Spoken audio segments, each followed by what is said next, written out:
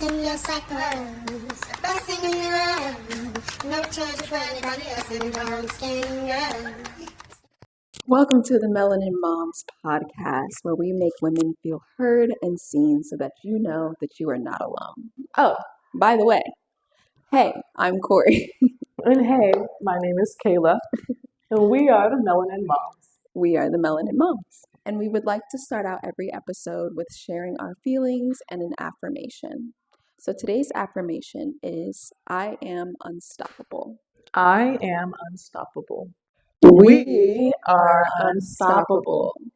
Speaking of being unstoppable, today's episode is going to be talking about Birth stories. Yes. And that makes a lot of emotions come up for a lot of women because it's either traumatic or a really, really good experience. a birth story. There's so many different ways women can give birth, and so we have definitely a lot of experiences to share about how our birth stories went. You know, you have two, and I do. I have one. So I would love to hear more about how your birth went with both of your boys.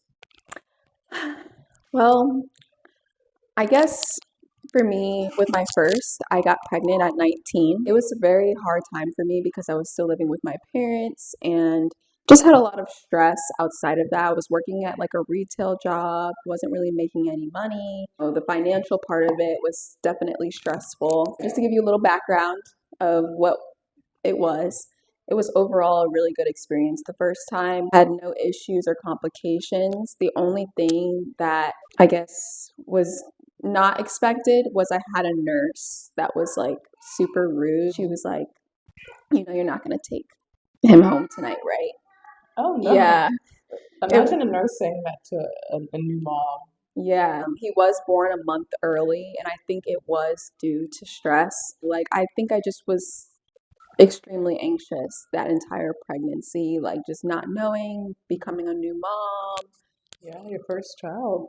There's a lot of big emotions that come along with it. Yeah, it's just, I don't know. Every time I think back to it, it just kind of makes me like emotional because I'm just like, I was so young and I really did not know what I was getting myself into. Story of my life. Yeah. I did go for a hospital birth because for me, hospital birth just felt like the safest route, especially not knowing too much about giving birth. What about you? Well, with my son, I had a C-section, but I went into, having him, and I wanted to do everything natural. I did not want any epidural, no medicines. My son was due August 1st. It was a week past. So like, no, we're going to stay. We stayed for a few hours, and they gave me the option to take Cytotec to help my cervix, expands and whatnot. And I think for me, they put something in me to soften it. yeah, I don't know what that was called though. Is that different from what you had? You're supposed to expand? yeah, mine was just to open it, soften it, and ripen it, ready it for Okay. labor. I might have had the same thing then. There's a balloon that they can put in Oh too. no, I'm not doing that. It sounds painful too. Yeah, I don't know how that one works. That's why I wanted to go natural. I got the epidural twice. So Yeah, I got the bag a few times myself. It was just to the point I was just like, please give me the epidural. They gave it to me, and a few minutes later, I was laughing and cracking jokes, and I could actually relax. So yeah. I was really against it, but I definitely see the value in it because it absolutely numbed the pain. The downside is that, like you said, you had to get it twice. I had to get mine done a few times too, and I had to keep getting epidural because it kept wearing off. I definitely think after I had my son, I started to swell because I had so much fluid in my body from all the epidural. So keep that in mind. Yes, I definitely remember the swelling. I remember my back after the epidural, like when they take everything out, like my back was killing me. I still had back pain even like months after giving birth. I was just about to ask, do you still have any back pain? I do. It's very minor, I would say now compared to what it was. Right. But I also have a curvature in my spine, which doesn't help with the pain. Doing some stretches, yoga has really helped, exercise in Pilates? general. Yeah, Pilates is actually really, really good. Yeah. And also like pelvic floor exercises just to like Yes. strengthen the Totally. lower part. Oh my goodness, no one talks about that. I know. Like, when you have a baby, your womb expands so much. There's so much changes that happen right here in your abdomen Hmm. that I've always had a strong core, but I never thought to work it out like intentionally throughout my pregnancy. So, I had a C-section. My child was 10 pounds. So I had a split that was almost 4 fingers wide. Wow. Pelvic floor exercises are really good for bringing all that stuff back together, and that contributes to back pain. A lot of women who have a diastasis recti because their abs are so separated and Mm. don't do pelvic floor Hmm. exercises, they have a lot of back pain as well. Wow. I didn't know that. Also, just talking to a doctor, when you're in the hospital, like you have an idea of how you want your birth plan to go. So I Hmm. always say, like, always give them your birth plan, try to stick by it. If it's absolutely necessary to have them intervene in any kind of way, like, do it if it's for the safety of yourself and your baby. Right. But if you can avoid that and just follow Hmm. what you had planned, because at the end of the day, like, a woman knows their body. When you're going through that birth experience, that is a really special, precious moment, and you want everything to go as planned. We're so strong as women, but when you're going through that pain, this will be talked about in another episode, but like having that support person is everything in that Absolutely. experience. Literally in your most vulnerable state as a woman, Mhm. and you're surrendering to your body, like opening up to have a child. And when giving birth, like the chances of dying is a lot higher in us as African American women Yeah. than it is in any other race. Back to that advocating for yourself. Hmm. And like your mind and your body are connected. So like I guess what I'm getting at is as women, we're stronger than what we might think we are. We relax enough, we can listen to our bodies know best. For anyone looking to have a natural birth or who's looking to have birth in general, have a baby, Yeah. I absolutely recommend getting a doula. Because they are really strong. They can be really strong advocates for the mothers. And a lot of times partners may not know how to be there for a mother. They're very pro mom. They can speak on her behalf, especially if you have a relationship with this person. They'll know you, they'll know your birth plan. And Mhm. as you start progressing in your labor, but they will be able to be a medium, like a comfortable medium between you and the hospital staff. I love that. I Yeah. should have gotten that with one of, if not both of my kids. I think with my first, it would have been a lot more helpful. The second, I kind of knew what I was doing. So, Mm-hmm. first time with my kid, I didn't have any issues, but with the second one, I had issues with like my blood pressure. I had like an allergic reaction all at the same time. I was losing hair, and even afterwards, like my blood pressure was high the entire visit. Mm-hmm. And they call it something called white coat syndrome. I feel like people don't really talk about that either. But it's basically like your heart rate and blood pressure and everything goes up. You get super anxious and stressed as soon as a doctor or a nurse comes in. Almost like panic in a way. It's weird. I never had experienced that. I've never had issues going to the doctor or anything until that moment where I gave birth. 5 minutes before I gave birth, I was chilling, doing my makeup, getting ready, doing my hair because I was just off the epidural. And then afterwards, it's like, I don't know if it was the hormones or what, my blood pressure, I could not keep it down. Like, and it got to a point where like the nurse came in and she was like, you have to keep your blood pressure down or you're going to stroke out. And then even after I left, it was still high, but I was advocating for myself because I knew it was the atmosphere. And once I got in my comfortable home space, that I could relax a little bit more. And I was able to convince them to let me go home and get discharged. I took my blood pressure one last time, still higher than they would have wanted.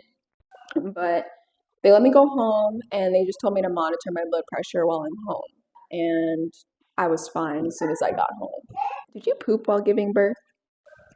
No, but I felt like I was. Mm, Did you? I did. That's beautiful. Twice. Oh, wow. Yeah. Good. You know, the first time, Dante said my poop looked like a leaf. Oh, that's beautiful. At least it looked like a leaf. Not Like it breaking came out. out like a leaf, like it was like soft serve. Oh wow. Hmm. Well, that's beautiful.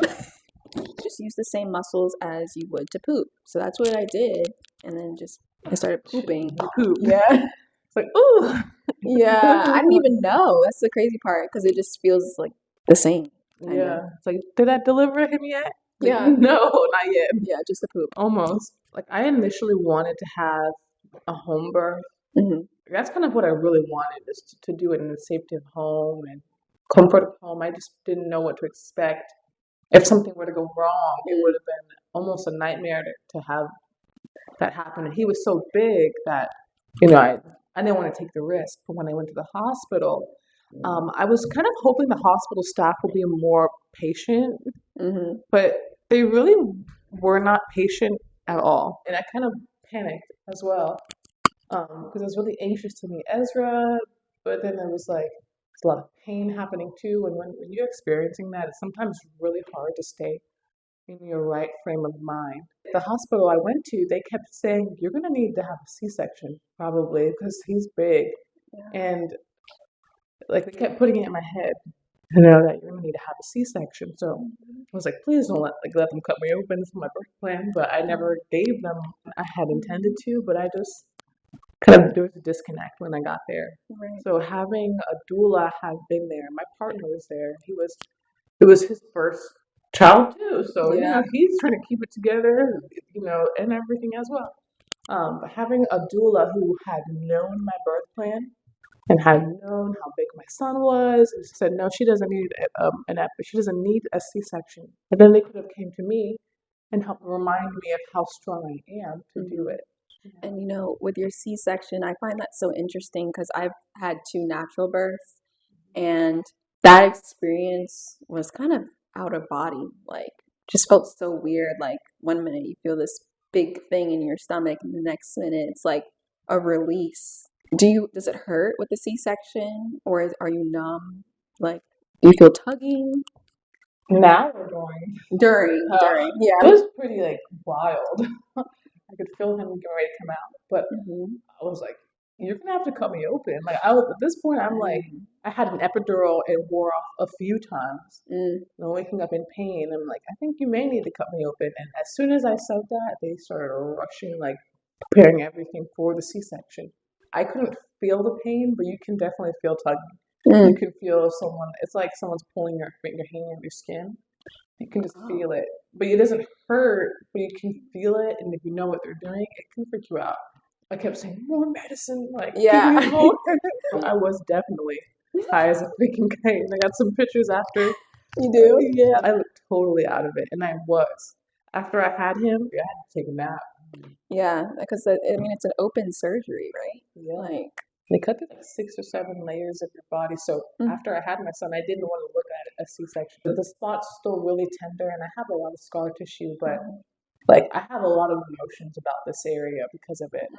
A lot of deep emotions, shame, having wished I could have done it differently, and like feeling like guilty that I didn't do it the way I wanted to. Like I have a lot of deep process emotions from it. So other moms who have had a C-section and weren't expecting to, and you're dealing with body changes, but it looks different than it used to before. Like as a woman, it can really mess with your mind. Any mom who gives birth, any person in general is strong, I believe, but any mom who gives birth is also very strong too. So yeah, having a natural birth is big too. Like it you is. push the baby out of that thing. Yeah, it's a lot of stress on the body for sure, but I mean, I don't really feel it because of the epidural. There was like a little part of me that wasn't numb, which I was kind of grateful for because then I could at least feel when I need to push. I actually was lucky enough to not have stretch marks during the pregnancy part of it. So even after I gave birth, I remember my stomach being like itchy, and like that's when I was scared I was gonna get stretch marks or something. And then it just kind of went back to normal. But I know not every woman is like that. Yeah, most women do have a scar, and they may have that mom pooch. Yeah. That little fold baby. It's called a pooch, a shelf, Yeah. because they make 2 incisions. So the internal incision sits right above the external incision, so there's a little lump. C-section massages are really good for helping. Ooh, I never heard of that. I totally had the itchy belly, but my son was full term. And so the last month, I didn't have any stretch marks until the last month, and my stomach itched like a maniac. I know, it's bad, the itching. What about the smell of birth? Smell of birth. You don't know that birth smell, the after birth smell? Okay, we're gonna get deep for a second, okay? My hormones and things were not aligned, and therefore my pH was not aligned. So, ooh, maybe we should save it for postpartum. Yes, we'll save it for another episode. Because the smell is smelling. The smell. I had a smell too. Did you have for your postpartum? Yeah. Yeah. Okay. Yeah, that's what I was talking about. During birth, though, you don't really have I don't remember smelling anything when I was giving. I didn't even smell my poop. Like, you are a great mom, and I see how you are with Ezra, and I'm just so proud of you Oh, thanks, as a friend. Like, I'm so glad I met you because Aw. you inspire me a lot. She's in school, and we're starting this podcast together. Just two friends that literally met on the street. In the neighborhood. Literally the neighborhood, with our kids, and like look at us now, and it's just I'm very happy. I'm happy and blessed that we're able to get together to do this and share these experiences. I look at this as something really therapeutic, and we can relate to these things, and that we are taking action to help other women relate to these kind of conversations, this level of conversations. I agree. Just to remind you guys, the affirmation of the day is I am unstoppable. With that being said, I would like to close with a Bible verse, and this is coming from Jeremiah 29, verse 11. For I know the plans I have for you. This is the Lord's declaration. It's for your well-being, not for disaster, to give you a future and a hope. You're strong. You got this. Don't let anyone make you feel like you're less than. And just know that you are unstoppable. How are you feeling today, Kayla? On a scale of from 1 to 10, I would say that I'm feeling like a 6, 7. Like a 6, 7? Yeah. Okay. Mm-hmm. I think for me, I would say I'm more of an 7, 8. 7, 8. Yeah. Okay. Oh. There goes that. That's all, folks. That's all for today.